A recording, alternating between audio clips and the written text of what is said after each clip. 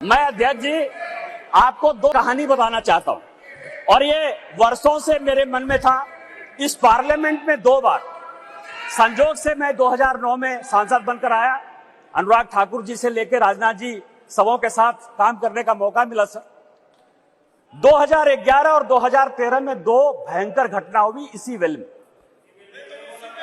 2011 में जब 2010 में ये बिल पास हो गया राज्यसभा में, और जब यहां 2011 में जिसको कि ये लागू नहीं करना चाहते थे बिल लेकर आए, और जब बिल इधर से इंट्रोड्यूस हो रहा था तो इन्हीं के सहयोगी दल के सांसदों को इसी कांग्रेस ने इसी वेल में पीटा सर। दो बिल था, एक महिला रिजर्वेशन का 2011 में और 2013 में प्रमोशन इन रिजर्वेशन। और प्रमोशन इन रिजर्वेशन में मैं जब बात करूंगा तो ये पूरे के पूरे बेंच खड़े हो जाएंगे सर। यही वी नारायण स्वामी बिल को पेश कर रहे थे। समाजवादी पार्टी के यशवीर सिंह शेड्यूल कास्ट थे सर, ये कहते अधिकार की बात, शेड्यूल कास्ट शेड्यूल ट्राइब की बात करते हैं सर। यही यशवीर सिंह यहां पार्लियामेंट में उस तरफ से गए, वी नारायण स्वामी का उन्होंने बिल खींच लिया। इस पार्लियामेंट में इसी लोकसभा में सर सबसे पहले बिल में यदि उसका कॉलर पकड़ने के लिए कोई आया तो यही मैडम श्रीमती सोनिया गांधी जी थे और नीरज शेखर वहां खड़े थे, मुलायम सिंह यादव बाहर थे, और मैं वहां से कूद कर टेबल पर आया और मैंने कहा कि आप यहां की तानाशाह नहीं है, आप यहां की रानी नहीं है, इस बेल में आप मारपीट नहीं कर सकते हैं। और इनके जो इतने लेफ्टिनेंट थे बिलास मुतेबार से लेकर सबों ने उनको पीटा। ये दोनों घटनाएं जो है, चाहे महिला रिजर्वेशन का हो चाहे ये प्रमोशन इन रिजर्वेशन का हो, ये पार्लियामेंट है सर, सबको सत्य बोलना चाहिए। और मुलायम सिंह यादव ने कहा यदि बीजेपी नहीं होती तो आज के डेट में हमारे सांसद नहीं बचते। आपने तो सांसदों की हत्या करने की कोशिश की, और उसी दल के साथ, उसी 26 दल के साथ ये आए हैं जिनका की मानसिकता ही नहीं है कि महिला को रिजर्वेशन मिले। चाहे वो राष्ट्रीय जनता दल है, चाहे वो समाजवादी पार्टी है, चाहे इनके सारे मुस्लिम एमपी है, चाहे कोई भी पॉलिटिकल पार्टी जो इनको सपोर्ट कर रही है सर, और उन्हीं के दबाव में ये कानून के विरोध में जाकर, इस संविधान के विरोध में जाकर, और उसके सारे उदाहरण है कि 96 से लेके आज तक क्यों नहीं लागू हुआ, उसी के कारण ये कभी ओबीसी रिजर्वेशन की बात करते हैं, कोटा विद इन कोटा की बात करते हैं, राज्यसभा में जो है उसको अधिकार देने की बात करते हैं, विधान परिषद में क्यों नहीं रिजर्वेशन दिया उसकी बात करते हैं। सर पूरे देश दुनिया में कोरोना के कारण लोग मरे, माननीय प्रधानमंत्री जी के कारण आज 140 करोड़ लोग बच गए। इस पार्लियामेंट को चलाने में आप जैसे लोगों को क्या समस्या हुई सर? लोकसभा, राज्यसभा, लॉबी, सभी जगह सांसद बैठकर कानून पास करते रहे। भाई मरता था तो भाई का लाश जलाने के लिए कोई नहीं जाता था, पिता मरते थे तो पिता का लाश जलाने के लिए बेटा नहीं जाता था। उस कोरोना से बचकर हम आए हैं 2 साल के बाद। आपका तो आपने क्यों नहीं कराया, आपने क्यों नहीं कराया? कितने लोग थे जो रोड पर घूम रहे थे, कितने लोग थे जो खाना खिला रहे थे, सारे जगह के ट्रेन बंद थे, सारे जगह की स्थितियां बंद थी। भागलपुर पूरा जो है भारत जो है किस तरह के विकट परिस्थिति में था सर। माननीय प्रधानमंत्री जी 140 करोड़ लोगों को बचा के लाए हैं, और सेंसस जो संवैधानिक चीज है उसको जब हम लागू करेंगे तो ये लागू होगा। आज आप कह रहे हो क्यों नहीं लागू किए? देश में फिर से ये गलत तरह का माहौल पैदा करने की कोशिश कर रहे हैं सर। 2020 और 21 के माहौल के बाद, कोरोना के बाद कैसे सेंसस लागू हो सकता था, कैसे सेंसस हो सकता था? और माननीय गृह मंत्री जी बैठे हैं, हमेशा कहते हैं कि मैं कोई गैर संवैधानिक काम नहीं करूंगा, कोई असंवैधानिक काम नहीं करूंगा। यदि सेंसस होना है तो उसका भी डेट घोषित होगा, सेंसस होगा, डिलिमिटेशन होगा और महिलाओं को रिजर्वेशन मिलेगा। यही तो इस बिल में है 334 से, जिसके बारे में कि माननीय कानून मंत्री जी कह रहे थे सर। लेकिन क्या समस्या है कि ये अपने जो 26 पार्टियों का एक जो घमंडिया गठबंधन बनाया है सर, इंडी अलायंस, उसके सारे नेताओं का मैं भाषण पढ़ रहा था। आज सोनिया जी जब बोल रही थी तो मुझे लग रहा था कि वो राजनीति से ऊपर उठकर बोलेंगी, क्योंकि वो अपोजिशन की आवाज थी। मैं उनका सम्मान करता हूं सर।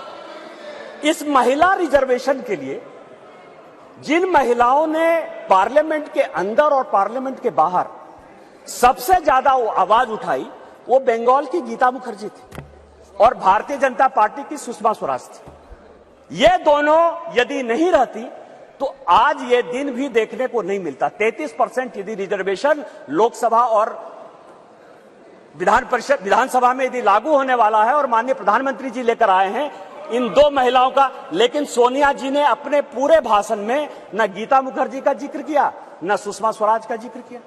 यह किस तरह की राजनीति है? अपना क्रेडिट लेना चाहती हैं कि हमारा बिल है। यह बिल आपका नहीं है। आप जो बिल लेकर आए वो गलत बिल है और यदि इसके लिए किसी ने आंदोलन किया तो वो गीता मुखर्जी है, वो सुषमा स्वराज है। आपने ये नहीं बोलकर इस महिला बिल में भी राजनीति करने की कोशिश की और आज का पूरा क्रेडिट जो जीता वो सिकंदर, जो गोल मारता है, यहाँ बंगाल के लोग बैठे हुए हैं, जो गोल मारता है उसी के नाम से गोल मारा जाता है। माननीय प्रधानमंत्री जी गोल मारने को तैयार हैं। ये भारतीय जनता पार्टी का बिल है और ये माननीय प्रधानमंत्री जी का बिल है, आपको ये मानना पड़ेगा।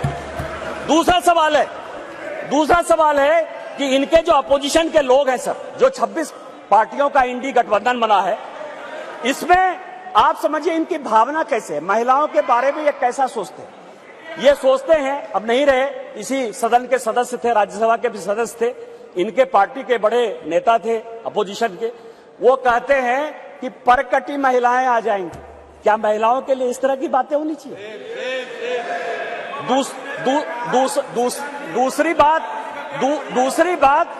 दूसरी बात जो है, ये दूसरे नेता जो है 2011 में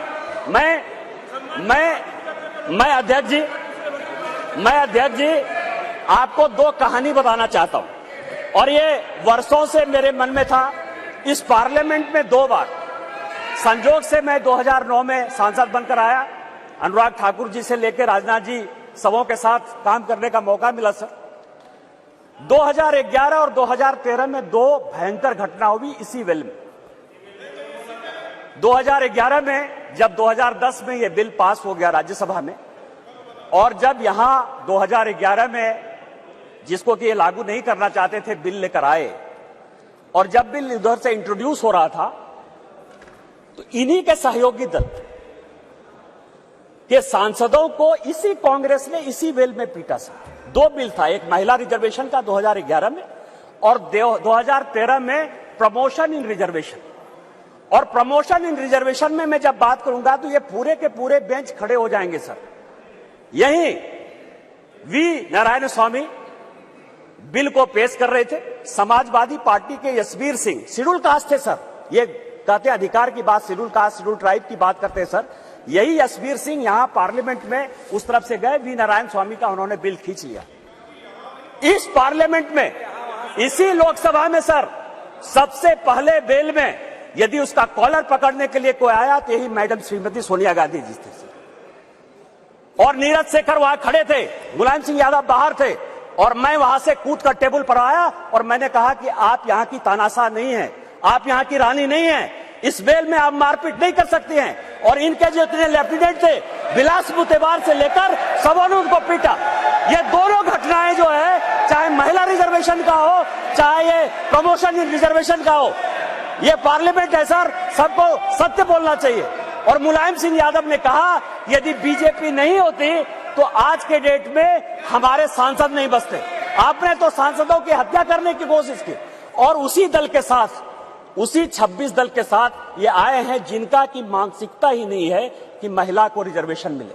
चाहे वो राष्ट्रीय जनता दल है, चाहे वो समाजवादी पार्टी है, चाहे इनके सारे मुस्लिम एमपी है, चाहे कोई भी पॉलिटिकल पार्टी जो इनको सपोर्ट कर रही है सर, और उन्हीं के दबाव में ये कानून के विरोध में जाकर, इस संविधान के विरोध में जाकर, और उसके सारे उदाहरण है कि 96 से लेके आज तक क्यों नहीं लागू हुआ, उसी के कारण ये कभी ओबीसी रिजर्वेशन की बात करते हैं, कोटा विद इन कोटा की बात करते हैं, राज्यसभा में जो है उसको अधिकार देने की बात करते हैं, विधान परिषद में क्यों नहीं रिजर्वेशन दिया उसकी बात करते हैं, फिर वो बात करते हैं कि 2024 से क्यों नहीं लागू होगा। इनको सब कुछ पता है, ये देश संविधान से चलता है। हम एक गरीब परिवार के बेटे होकर इस पार्लियामेंट में आए हैं सर। जैसे मैंने बात कही कि मेरे माँ पिताजी आज भी गांव में रहते हैं। यदि बाबा साहब अंबेडकर का यह संविधान नहीं होता